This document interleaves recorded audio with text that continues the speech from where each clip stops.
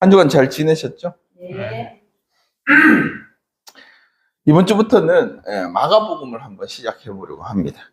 마가복음은 우리 복음서들 중에 신약 성서 중에 거의 최고로 빨리 쓰여진 책이기도 하고, 물론 뭐 이거보다 더 빨리 바울 서신의 쪽 때보는 더 빨리 쓰여진 부분이 있지만, 어쨌든 복음서 중에는 최고로 먼저 쓰여진 책입니다.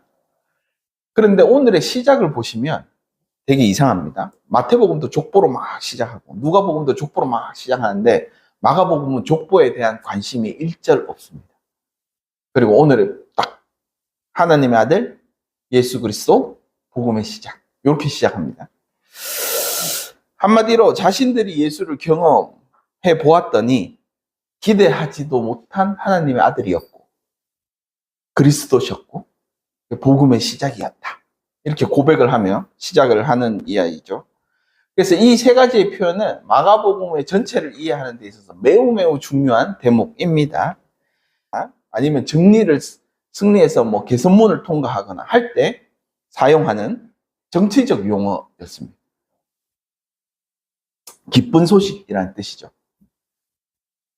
마가복음의 1장 1절은 이 복음의 시작을 선포하는 이유가 당시 지배하고 있던 로마 황제가 세상을 지배하는 것이 아니라 십자가에서 죽으신 예수 그리스도로 말미암아 세상이 구원받게 될 것이다. 예수의 등장이 복음의 시작이야 라고 이제 역사적이고 매우 혁명적인 위험한 발언으로 마가복음은 시작하고 있는 것입니다. 동시에 이제 그리스도의 모습 속에서 압제를 받던 모든 계층의 사람들이 진정으로 기다려온 해답을 제시하고 있는 라고 번역되어 있는 단어가 있습니다. 이 메시아가 기름 부음 받은 자라는 뜻입니다. 고대 이스라엘 왕이나 제사장이나 선지자들에게 이제 기름 부음을 받으니까 그들을 지칭할 때 사용하는 단어입니다.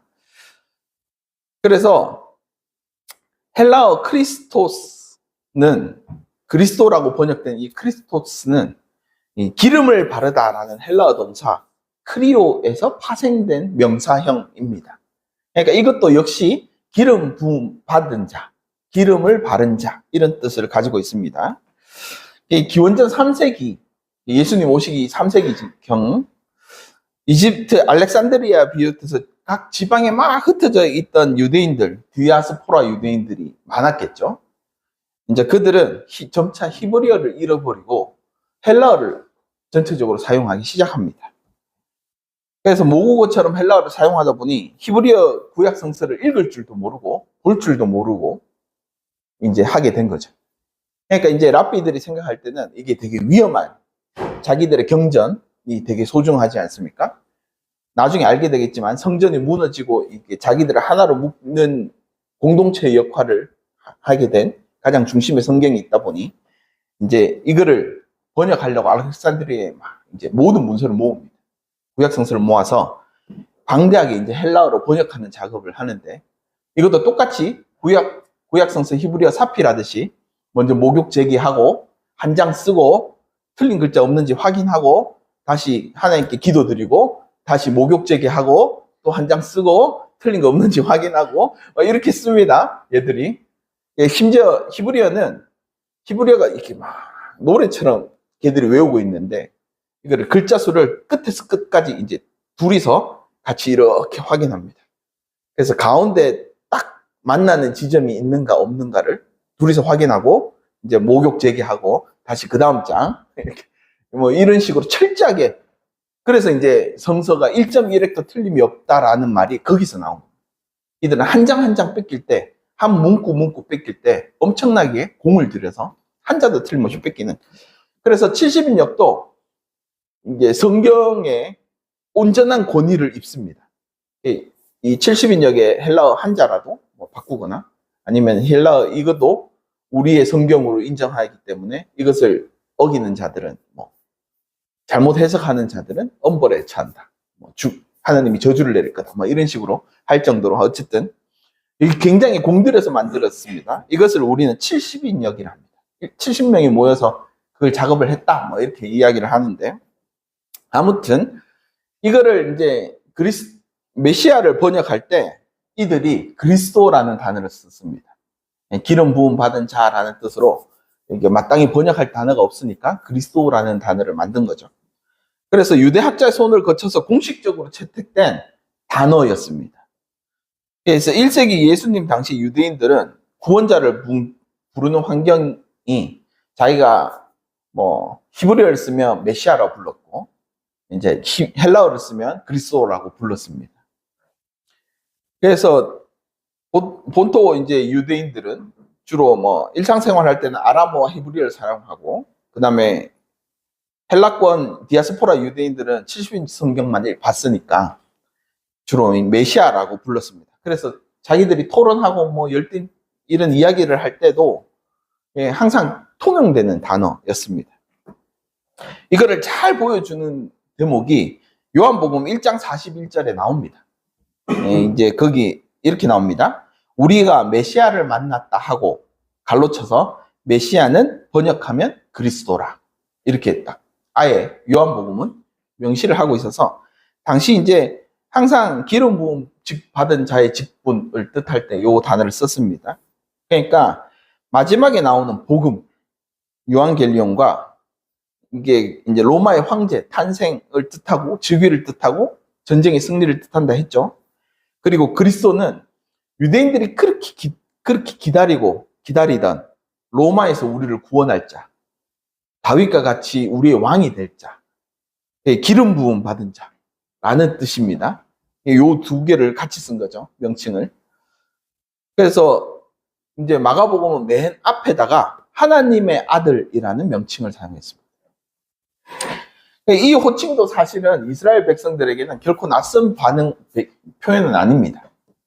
여담이지만 마가복음이 이렇게 시작하는 것을 엄밀히 말하면 하나님의 아들은 이제 유대인들을 위한 단어, 유대인들이 잘 알아들을 수 있는 단어, 그리고 예수 그리스도는 디아스포라 유대인들과 이방인들을 위한 단어, 그리고 복음의 시작은 로마 전역에 있는 믿지 않는 모든 이들이 알아들을 수 있는 단어로 예수를 딱딱 구성해서 설명하고 있는 대목인 겁니다.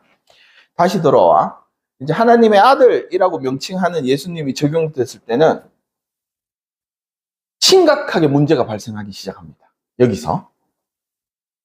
왜냐하면 유대인들이 생각하는 하나님의 아들과 예수님이 말하는 하나님의 아들은 완전히 다른 의미를 갖고 있기 때문입니다. 하나님의 아들이라는 명칭은 유대 문헌에서 따지고 보면 하나님의 본체를 뜻하는 말이 아닙니다. 뭐 주로 다음과 같이 세 가지 은유적인 표현인데, 하나는 천상의 존재들, 천사들, 창세기 6장이나 욥기 1장에 나오는 천사들, 영적인 존재들을 하나님의 진정한 피조물이라고 해서 그들을 하나님의 아들들이라고 불렀습니다. 하나님의 신성과 맞닿아 있기 때문에 그들을 이제 하나님의 아들이다 이렇게 불렀죠. 얘들 역시 피조물입니다. 하나님이 만든. 그리고 두 번째는 이스라엘 민족을 전체를 지칭할 때도 사용했습니다. 출애굽기 4장 22절에 하나님이 모세를 통해 파라오에게 이스라엘은 내 아들이자 내 장자라고 이야기를 합니다. 그렇기 때문에 이스라엘 전체를 통용하는 단어도 아들이라는 거죠. 우리가 보면 수많이는 이제 아버지와 아들의 관계를 구약 성서에는 쭉 묘사하고 있죠. 마지막으로는 다윗의 왕가 계통, 직계들, 주로 왕에게 핵심적인 내용입니다. 왜냐하면 시편 2편 7절에 보면 하나님께서 너는 내 아들이다. 오늘날 내가 너를 낳았도다. 라고 이야기를 할 정도로 이 다윗 왕가에서 하나님의 아들로 입양되는 왕들을 지칭하는 말이었습니다. 하나님께 기름 부음 받고 하나님의 아들로 딱 되면 그들이 다스리는 세계. 그래서 이스라엘. 그래서 왕의 권위를 받고 하나님의 대리자로서 세상을 통치할 수 있는 힘을 가진, 권능을 가진 왕을 지칭할 때 아들이라고 불렀습니다. 그러니까 유대인들에게는 메시아이자 자신들의 기름 부은 하나님의 아들이 와서 자신들을 로마를 무찌르고 자기 다윗의 왕권을 회복하고 그 온 땅을 다스리는 새로운 나라, 새의 이스라엘을 꿈꿨던 거죠. 그래서 인간 예수, 메시아는 한마디로 그냥 은유적 표현이었던 겁니다. 그들에게는. 그리스도도 마찬가지고 왕도 마찬가지고 다 은유적 표현인데 바로 예수님께서 하시는 말 때문에 이제 여기에서 충돌이 일어나기 시작합니다. 예수님이 결코 하나님은 얘들이 부르지 않습니다. 하나님이라고 부르지 않습니다. 그냥 아도나이, 그냥 이름 없는 그냥 아무거나 이렇게 붙여서 아도나이 이렇게 부르거나 야훼는 이제 모음만 찍어서 여호와라고 못 불러가지고 야훼라고 부르기도 하고 그러는데 예수님께서는 아람어로 매우 친밀하게 하나님을 아바 아버지라고 불러요. 유대인들이 보기에는 엄청난 신성모독인 거죠. 하나님을 부를 수도 없는 존재인데 예수님께서 오셔서 아바 아버지라고 불러버리니 얘들에게는 대단히 유대 역사상 이런 일이 없었을 정도로 당황스러운 일을 하신 겁니다. 거기에서 더 나아가 안식일의 주인을 자신이라고 합니다. 예수님은. 안식일은 원래 하나님의 기념하는 날인데 그 주인이 자신이라고 하고 그리고 하나님만 하실 수 있는 죄사함의 권능을 자기가 가졌다. 너희를 죄를 사하고 너희를 회복시키고 하는 권능을 자기가 가졌다. 라고 이야기를 하면서부터 이제 대제사장들과 유대인들은 예수를 죽이기로 마음먹습니다. 왜냐하면 세상을 혼탁하게 하는 신성모독하는 자이기 때문입니다. 레위기 율법에 따르면 이들을 돌로 쳐 죽여야 합니다. 그런데 결국 예수님을 십자가에 달려 돌아가시게 한 건 정치적으로 죽였다라는 뜻도 되기도 하고 그 다음에 자기들의 율법이 아닌 로마의 법을 따라 죽였다라고 해서 얘들이 그렇게 예수님을 죽이고 싶어하는 욕망이 커서 자신들의 율법을 어기면서까지 죽였다. 이렇게 묘사할 정도로 어쨌든 잘못된 죽음을 제공했다라고 이야기를 하죠. 그리고 더욱이 일생이 지중해 시대에는 하나님의 아들은 대부분 로마 황제 아우구스투스를 비롯해서 수많은 로마 황제를 뜻하는 말입니다. 그들이 신의 아들이죠.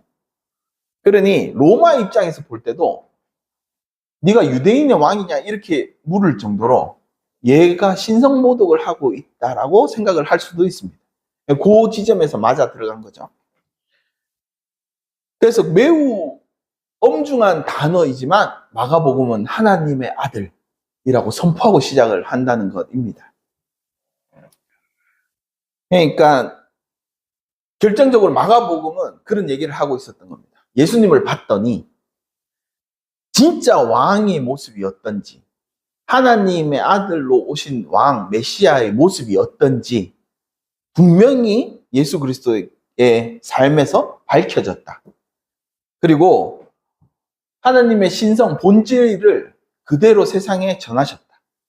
그리고 동시에 너희가 주장하는 메시아나 왕이나 로마의 황제는 거짓된 모습을 갖고 있다. 라고 선언하면서 이제 시작을 하는 겁니다.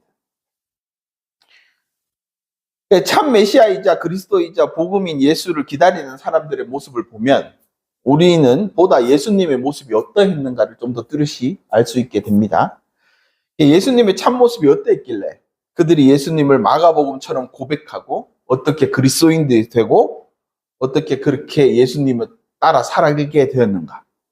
그리고 그들에게 무엇이 위로가 되었고 무엇이 그들에게 다시 희망을 품게 되었는가를 보면 이제 마가복음이 그리는 예수님의 진정한 모습, 하나님의 모습을 우리는 이제 쫓아 알 수 있게 되는 거죠. 그리고 동시에 로마 황제가 얼마나 잘못되어 있는 모습으로 세상을 다스리는가와 유대인들이 얼마나 잘못된 시각으로 메시아를 기다리고 있는가. 그러면서 어떻게 자기들이 은밀하게 율법을 조절을 하고 어떻게 은밀하게 자기의 욕망을 채우기 위해서 합리화하는가를 예수님께서 다 드러내셨다. 그 거짓들 다 드러내셨다라고 이야기를 하는 겁니다. 그래서 예수 그리스도는 참된 하나님의 말씀이자 복음이 예수 그리스도로 말미암아 시작되었다라고 이제 얘기를 하고 싶은 것이죠. 역사적으로 이제 마가복음은 64년에서 70년경 로마 그것도 중심에 로마시에 살고 있는 유대인들과 이방인들과 그리스도를 위해 쓰여진 책이라고 대부분 봅니다. 마가복음이라는 이들에게는 마가복음이라는 책 자체가 그들에게 어떻게 복음이 되는가? 그러니까 로마의 한중간이자 중심지이자 황제와 제일 가까운 도시에서 자신을 이방인으로, 때로는 더 외부 사람으로 얼마나 핍박받고 얼마나 억눌리고 얼마나 힘들게 살아가는가를 그대로 그들을 위로하고 그들에게 회복을 전하고 그들에게 복음을, 그들이 기다리던 복음을 어떻게 전가했는가를 이제 보게 되는 거죠. 그 시절은 네로 황제 시절이었습니다. 우리가 64년에 대화재에 대한 이야기를 많이 들었습니다. 로마시에 불이 엄청난 큰 불을 났다. 그리고 그 불지른 사람이 그리스도인들이다. 그래서 그리스도인들을 핍박하기 시작하는 그 사건은 되게 많이 들어보셨을 겁니다.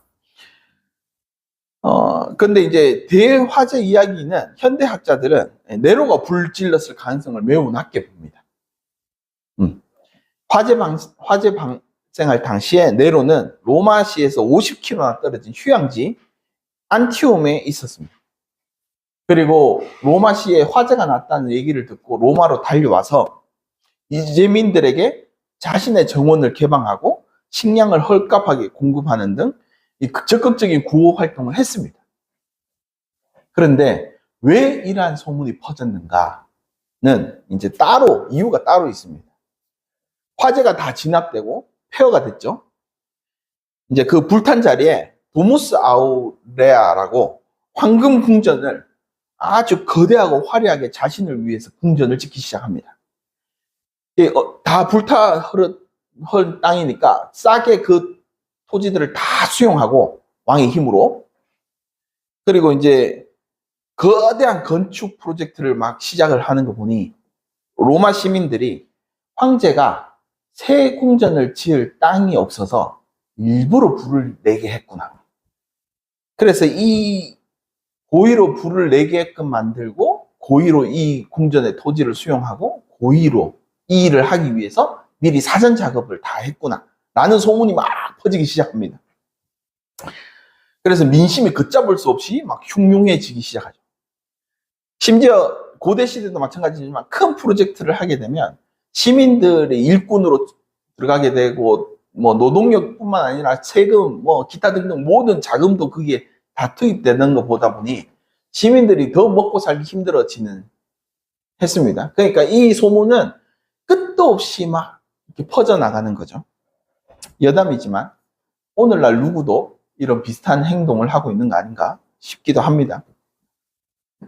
어쨌든 자신을 향한 민심과 분노를 이제 이 방화범이라는 소문을 잠재워했던 네로는 시선을 돌릴 희생양이 필요했습니다. 그래서 타깃된 사람이 바로 초기 그리스도교들입니다. 네로의 핍박은 로마 제국 전역에 일어난 핍박은 아닙니다. 우리가 알고 이게 대핍박 뭐 이런 건 아닙니다. 로마시에서 일어난 국지적인 핍박이기는 합니다. 하지만 이제 대단히 이 화재의 책임을 돌리기 위해서 정치적이고 국가의 힘을 가진 폭력으로 일단 그리스도인들을 억압을 했던 거죠. 그리고 기독교 전성에 따르면 이 시기에 베드로나 바울 등 초대교회의 가장 중요한 지도자들이 이 시기에 대부분 다 죽었습니다. 그러다 보니 기독교 입장에서는 굉장히 큰 피해를 받은 상황이었죠. 이러한 모습을 볼 때 로마의 황제는 자신의 욕망을 충족시키기 위해 희생을 묵인하거나 아니면 자신의 이미지를 위해 국가가 가진 힘을 가지고 폭력을 행하는 등, 그리고 가장 취약한 계층을 골라 그들을 괴롭히고 그들을 착취하고 그들을 이제 세상에 없어도 되는 사람처럼 취급하는 그런 것을 보면서 힘을 가진 자가 힘없는 자를 이렇게 다스리는 게 세상이구나. 아, 로마 시대는 이런 시대구나. 라는 것을 뼈저리게 폭로하고 있는 대목이기도 했습니다. 이러한 소개 속에서 그리스도인들은 예수님이 세상을 구원하실 메시아라면 왜 우리는 지금 이렇게 처참하게 죽어야 되는가? 라는 질문을 해야 할 수밖에 없었고 깊은 절망에 빠질 수밖에 없었습니다. 그리고 마가복음의 배경이 되는 AD 30년경, 예수님이 딱 오시는 30살이 되는 해, 1세기 팔레스타인도 비슷했습니다. 유대인들도 절망적인 상황이었습니다. 그래서 그들도 복음을 갈망했습니다. 팔레스타인 역시 로마의 식민지였고 로마 황제의 평화는 철저하게 이스라엘 민족을 억압하고 폭력으로 말살 정책을 피기도 했었고 그들을 억누르는데 이제 최대한 했죠.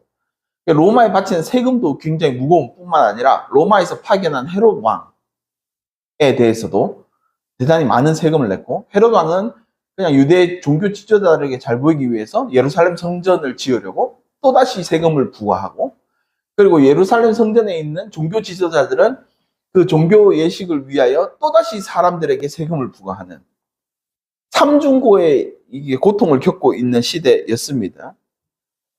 그럼에도 불구하고 이제 구약의 예언대로 자신들이 메시아를 기다렸기 때문에 지금의 고통은 뭐 지나가겠지. 언젠가는 메시아가 오셔서 우리를 다 해방시켜 줄 거야. 라고 생각하며 끈질기게 버티고 있던 시기였습니다.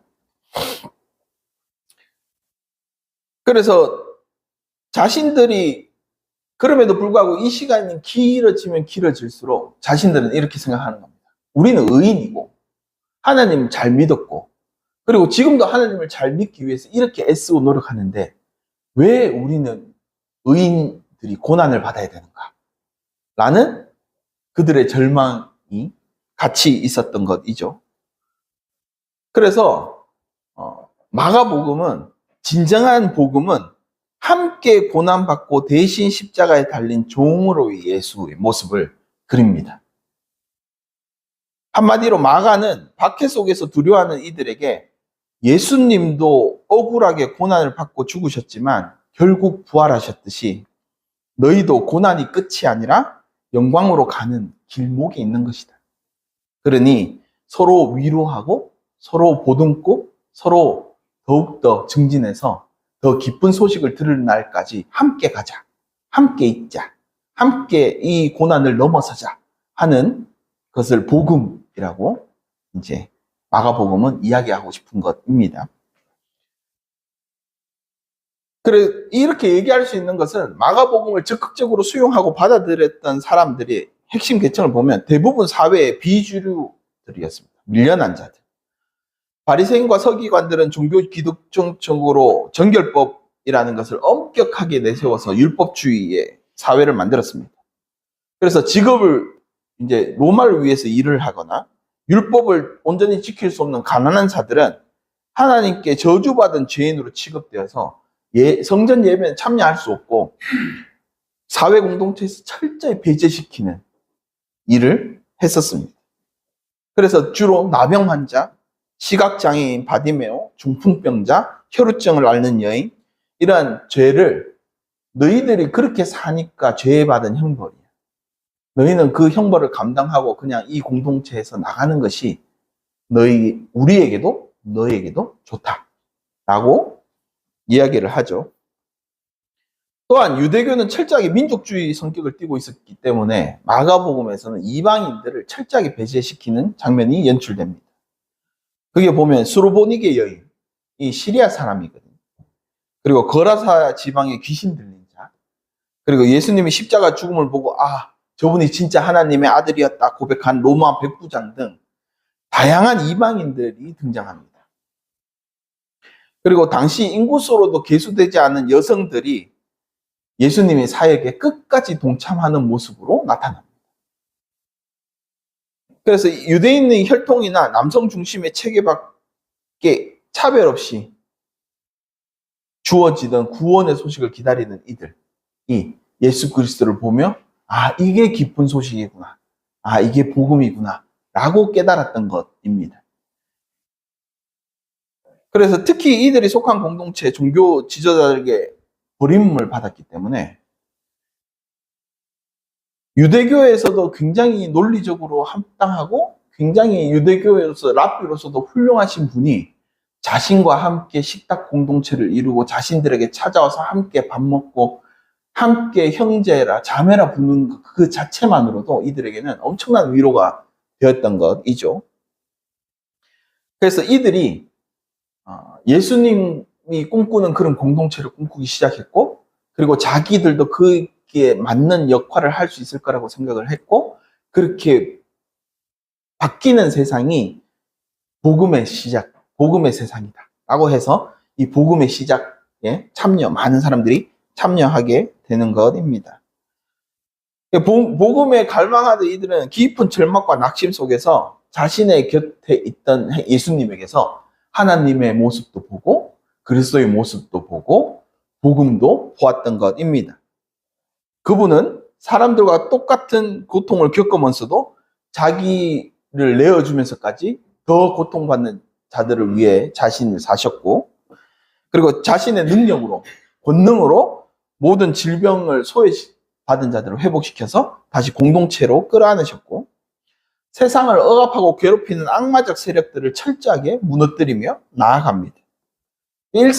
그들에게 일상이 되어버린 공포, 불안, 굶주림, 벼랑 끝에 몰린 삶들을 예수 그리스도께서 하나님께서 친히 다가와서 그들을 회복시키고 그들을 창조적인 능력으로 구원시키고 그들을 온전하게 하신 것. 그 삶이 복음이구나. 그 삶이 세상의 기준이구나. 진정한 왕은 이러한 삶을 살아야 되구나. 진정한 공동체는 이러한 모습을 가져야 되구나. 라고 이제 꿈꿨던 것이죠.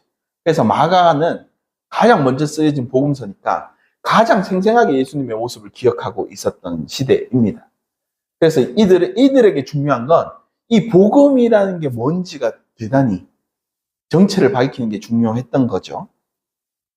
오늘날 우리 주변에도 이런 많은 사람들의 이런 모습으로 살고 있습니다.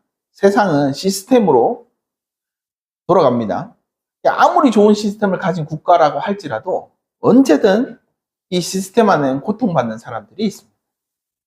기본적으로 시스템은 최대 다수를 위한 거고, 그리고 최대 다수의 최대 행복을 추구하기 때문에 언제든 소외받는 계층, 언제든 공동체에 못 들어오는 계층들은 자연스럽게 배제되고, 그들이 알아서 도와주는 사람 없이 알아서 회복해서 알아서 들어와 라고 이야기를 합니다. 제가 이게 심해진 건 IMF를 겪으면서 우리 공동체가 더 심해졌다고 생각합니다. 스스로 회복하고 스스로 일어나야 되는 세상이 되어버린 거죠. 아무튼 모두에게 철저히 외면받는 이들에게 손 내미는 것이 복음이다 라고 마가복음은 이야기하고 싶은 것입니다. 심지어 예수님의 첫 제자인 베드로는 이렇게 말합니다. 베드로 2장 9절에서 10절에 그러나 여러분은 택함을 받은 민족이요, 왕의 제사장들이요, 거룩한 국민이요, 왕 하나님의 소유가 된 백성입니다. 그것은 여러분을 어둠에서 불러내서 그의 놀라운 빛 가운데로 인도하신 분의 업적을 여러분이 선포하게 하려는 것입니다. 여러분은 전에는 하나님의 백성이 아니었으나 지금은 그분의 백성이요, 전에는 자비를 입지 못한 사람이었으나 지금은 자비를 입은 사람입니다. 대단히 재밌게도 마가복음의 끝도 되게 유사한 이야기를 합니다. 그러니까 베드로도 유사한 이야기를 하고 마가복음도 유사한 얘기를 하고 있는 거죠. 그래서 이 복음을 발견한 사람들이 그리스도와 같은 일을 하고 같은 마음을 가지고 같은 꿈을 꾸고 같은 일을 하였기에 오늘날의 사회가 되었습니다. 그럼에도 불구하고 여전히 우리 주변에는 우리의 손길을 필요로 하는 사람들이 있습니다. 이들을 위해서 우리도 어쩌면 오늘의 신약 시대와 같은 시대를 살고 있을지도 모릅니다. 그러니까 복음을 가진 자로, 복음을 느낀 자로, 복음을 아는 자로 우리도 살아가야 한다고 생각합니다. 저는 우리에게 희망이 있다고 생각합니다. 그리스도께서 시작하신 복음 운동은 우리 그리스도인들에게 되었다고 마가는 이야기합니다. 그러나 특히 저는 우리나라 사람들에게 대단히 기대를 합니다. 뭐 되게 민족주의적인 이야기이긴 하지만 어쨌든 왜냐하면 얼마 전 제가 이제 유퀴즈라는 프로그램을 보았습니다. 거기에 인지심리학을 연구한 김경일 교수가 이런 말을 했습니다. 저는 그 말에서 우리 민족은 이렇기 때문에 희망이 있겠구나 라는 생각을 했습니다. 그분의 말을 따르면 한국에는 깊은 곳에서 관계주의가 형성되어 있다고 이야기합니다. 이렇게 된 배경에는 우리는 생존을 위한 치열한 역사를 살아왔기 때문입니다. 자신이 이제 어릴 적에 국사책을 보면 이게 국사책인지 외침사인지 모르겠다고 이야기를 합니다. 페이지를 넘길 때마다 어디선가 쳐들어왔다. 페이지를 넘길 때마다 어디에서 쳐들어왔다. 라고 계속 기록될 만큼 한국은 지정학적으로 끊임없이 외세의 침략에 그리고 고난에 다사다난한 역사를 살아온 민족이었다고 합니다.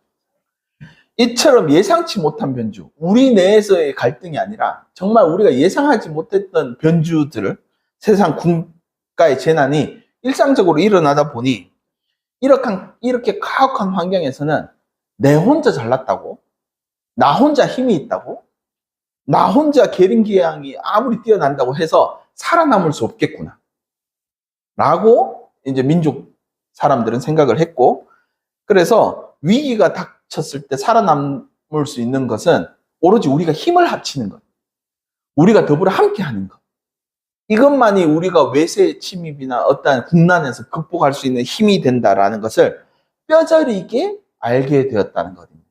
그래서 우리나라 사람들에게는 내 옆 사람과 관계를 잘 맺어놔야 나의 생존에 유리하겠구나 라고 생각했다는 거죠. 그래서 이러한 관계주의는 이제 단순한 문화를 넘어서 생존을 위한 필수 도구가 그들에게는 되었습니다. 유럽의 동료 학자들이 한국인들은 어떻게 하늘이 무너져도 솟아날 구멍이 그렇게 잘 찼냐라고 물어볼 때 이 교수님은 농담 반 진담 반으로 우리는 하늘이 자주 무너지니까 라고 이야기를 했다고 합니다. 아무튼 국난의 극복이 취미이자 생활인 우리나라 사람들이 이제 끊임없이 뭉치게 한 이유가 바로 여기에 있다고 이야기를 했습니다.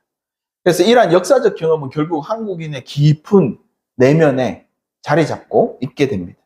평상시에는 내부적으로 막 서로 엄청나게 싸우고 엄청나게 갈등하다가도 외부에서 침입이 딱 오는 순간 언제나 그랬듯이 우리는 함께, 더불어 함께 결속력을 딱 일으키고 이 국난을 극복한다는 것이죠.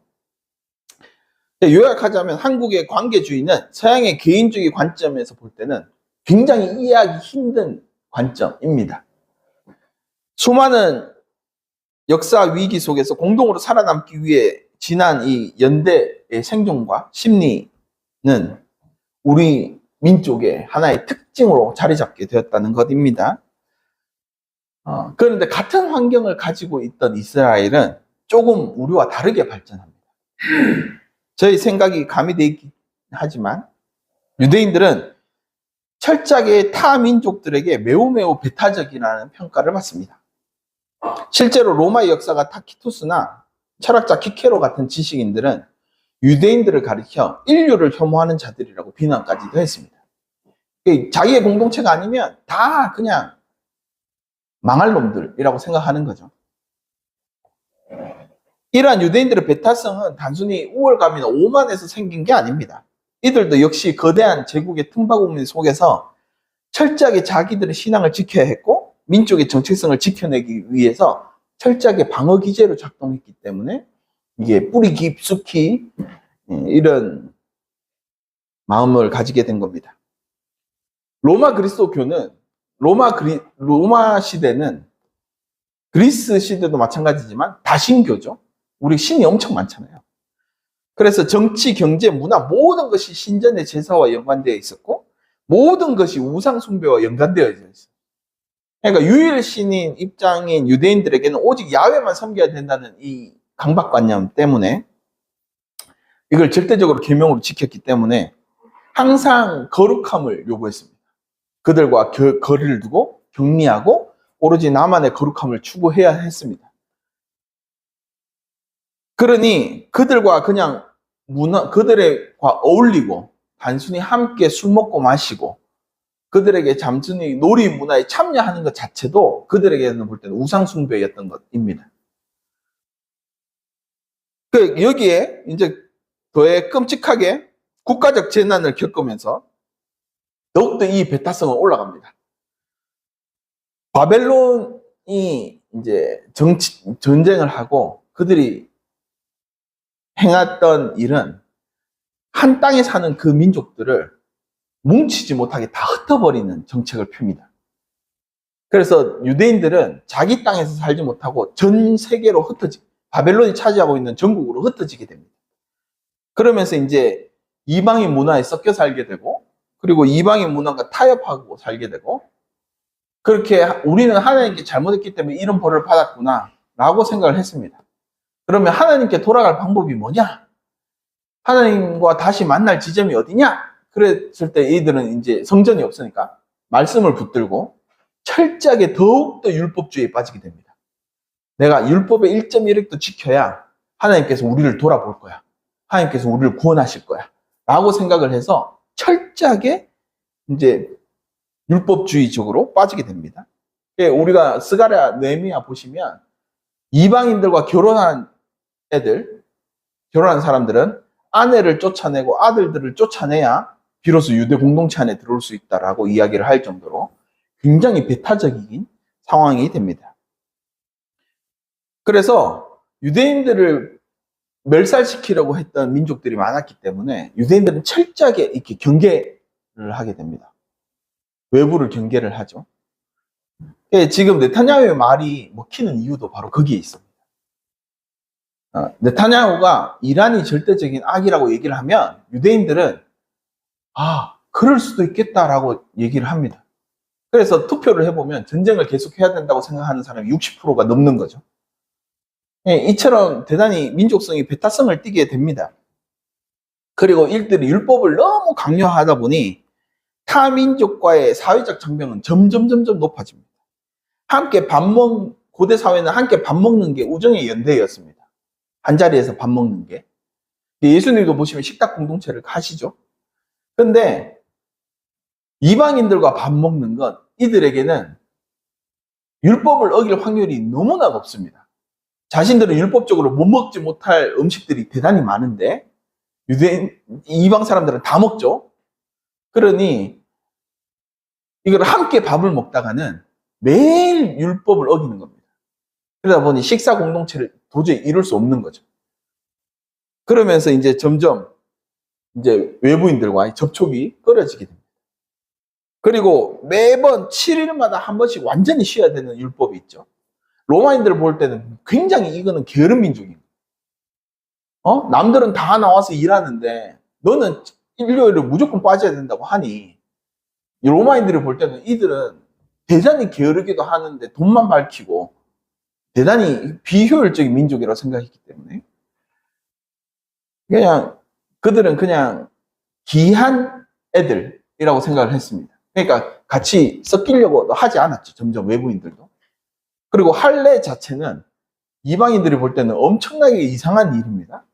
근데 이건 괴한 풍습이 남아있는 약간 미개한 민족 아닌가? 이렇게 생각될 정도로. 그러니까 이러한 민족성 뿐만 아니라 이러한 율법주의들이 점점 타인과 분리시키는 장벽들을 높였던 겁니다. 마가복음서에 기록될 당시에는 유대인들은 로마의 가혹한 통치를 받고 있었고 로마의 황제를 신으로 숭박해야 되는 단계에 있었습니다. 그러니 이들은 더욱더 민족적으로 결집하고 해야 이제 로마에 대항할 수 있게 되는 거죠. 그래서 더욱더 외부인을 날카롭게 비판하고 정확하게 보고 더욱더 배척하기 위한 조건들을 따지고 찾고 이러한 시기였던 겁니다. 그래서 이렇게 높은 울타리를 치다 보니 자신들은 하나님의 율법을 온전히 지키는 참 선한 사람들, 선민의식이 고취되기 시작합니다. 그러면서 선민의식에 빠지다 보니 자기가 아닌 다른 사람들은 전부 다 악하게 보이는 거죠. 그래서 이스라엘이 세상을 구원해야 하고 이스라엘 자기만이 오로지 하나님의 뜻에 따라 세상의 중심이 되어야 하고, 그리고 자신의 하는 모든 행동은 하나님의 뜻에 맞게끔 해서 오로지 선한 길로 인도하는 천명 역할을 한다라고 생각을 하게 이르게 됩니다. 네타냐후가 얼마 전에 그런 인터뷰를 했죠. 자기는 세상을 구하고 있는 일을 하고 있다고. 그죠? 이런 것도 이러한 선민의식에서 나오는 것입니다. 그런 이제 마가복음은 이러한 이스라엘 민족의 배타성을 철저하게 무너뜨리기 위해서 예수님의 행동이 나타나기 시작합니다. 이방인들과 밥 먹고, 혈루병 앓는 여인이 손대도 괜찮고, 함께 식탁 공동체도 이루고 찾아가고 난리가 나죠. 어쨌든 마가복음은 이러한 율법주의적인 요소, 선민의식, 이 틀을 깨고 싶었던 했던 것 같습니다. 그래서 이것이 우리를 연대시키는 게 아니다. 오히려 더 확장성 있게 더 넓게 가려면 우리 다 같이 잘 살자. 다 함께 잘 살자. 우리가 서로 이 고난에 기대어 서로 다 같이 함께 나아가야 이것을 회복할 수 있다. 라는 것을 이제 이야기를 하는 것입니다. 대단히 우리 민족과는 조금 다르죠. 그나마 다행인 게 우리 민족은 하나의 종교에 이렇게 귀속되어 있지 않았기 때문에 아마 이러한 민족성을 띠고 있었을지도 모릅니다. 유교도 유교를 교라고 하기에는 좀 그렇지만 불교도 있었고 유교도 있었고, 그죠? 다른 종교들이 또 대단히 많았기 때문에 우리가 어쩌면 진짜 복음에 합당한 민족이 아닐까라는 상상을 저는 이제 그 박사님의 이야기를 들으면서 이 느낌이 확 와닿았던 것입니다. 우리가 좀 더 그리스도를 잘 믿고 복음에 좀 더 합당하게 행동을 하고 그러다 보면 정말 그리스도의 복음이 땅끝까지 전파되지 않을까? 세상이 알아주지 않을까? 라는 생각을 하게 된 겁니다.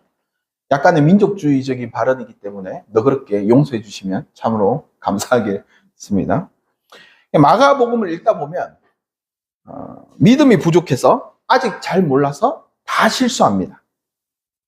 그리고 그리스도교 역사 역시 이 핵심 제자들마저도 몰라서 저지르는 일이 너무 많습니다. 예수님의 참모습을 못 봤기 때문에 막 실수도 하고 별짓 다 합니다. 그럼에도 불구하고 이들은 끊임없이 예수를 닮으려고 예수 옆에서 붙어 있었던 자들이라고 이야기를 합니다. 우리 역시 그렇습니다. 우리도 믿음이 부족하고 사랑도 부족하고 아직 세상을 잘 모릅니다. 그래서 그럼에도 불구하고 세상에 굴하지 않고 내 처한 상황에 절망하지 않고 오직 복음이 시작된 그리스도의 모습을 닮아가려고 애쓰고 노력합니다. 그 모습 속에서 예수의 그리스도의 역사는 계속되어진다라고 마가복음은 이야기하고 싶은 겁니다. 그래서 우리도 그 일을 위하여 마가복음도 묵상하고 세상도 묵상하고 그리스도 공생애도 묵상하고 그리스도 공동체도 묵상하고 그리스도를 어떤 사람들이 믿었고 어떻게 그들이 변화되었고 어디서 희망을 보았는지도 우리가 함께 고민하고 알아가는 시간이 되면 좋겠습니다. 그리고 제가 주보에 쓰인 글이 위로가 되셨으면 좋겠습니다. 삶이 우당탕탕할지도 모르지만 그럼에도 불구하고 우리 그리스도인들이 살아가는 것이 너무나 행복해지기를 간절히 소망하면서 주보에 글을 적었습니다. 읽어보면 내면의 독립적 존엄성은 그것을 성공하느냐 마느냐에 달린 것이 아니라 목표에 대한 분명한 인식과 부단한 노력에 있다. 생각을 잘 정리하지 못하거나 종종 실수로 넘어지는 바람에 사고가 홀로 서지 못한다고 할지라도 존엄성은 다치지 않는다. 누구나 생각과 과오를 저지르고 잘못된 길을 들었을 수 있다. 주어진 짐이 벅찰 수도 있다. 하지만 존엄성을 뒤엎을 일은 아니다. 존엄은 사물의 기준으로서의 독립성이 시야에서 멀어질 때 또는 아예 처음부터 존재하지 않을 때 상실된다. 시도했다가 실패했을 때가 아니라 아예 시도하지 않았을 때 존엄하지 않은 것이다. 삶의 격, 존엄을 지키며 살아가는 방법 중에서 이제 피터 비엘이라는 사람의 말입니다. 우리의 존엄성은 우리는 사랑이라고 생각합니다. 그리스도교의 참된 행동의 양식과 우리를 지키는 존엄성은 서로 사랑해. 하나님을 사랑하고 이웃을 사랑해. 라는 말로부터 시작된다고 생각합니다. 그래서 이 말을 지키려고 할 때 우리의 존엄성은 살아납니다. 아예 이 말을 시도조차 하지 않으면 우리의 존엄성은 사라집니다. 오늘날의 교회가 그 빛을 잃어가는 건 아예 그 일을 하지 않기 때문이라고도 볼 수 있습니다.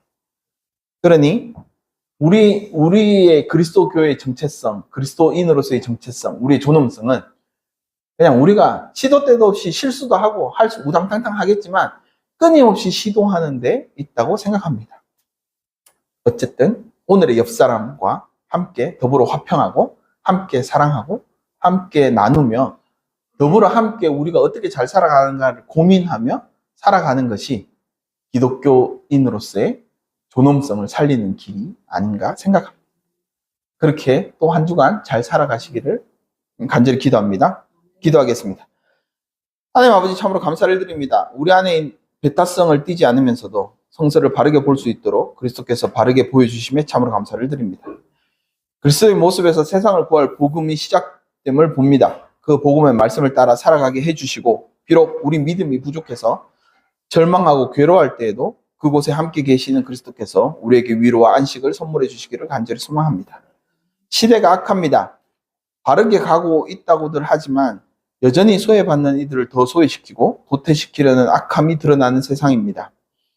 그곳에도 위로와 희망을 더하게 하시고 그 자리에 우리도 함께 동참할 수 있도록 우리를 인도해 주십시오. 그렇게 그리스도인으로서 참되게 거듭나고 참되게 바른 길을 따라갈 수 있는 우리로 성장시켜 주십시오. 언제나 우리 곁에서 노심초사하시며 여전히 우리를 사랑하시는 우리 주 예수 그리스도의 이름으로 간절히 기도드립니다.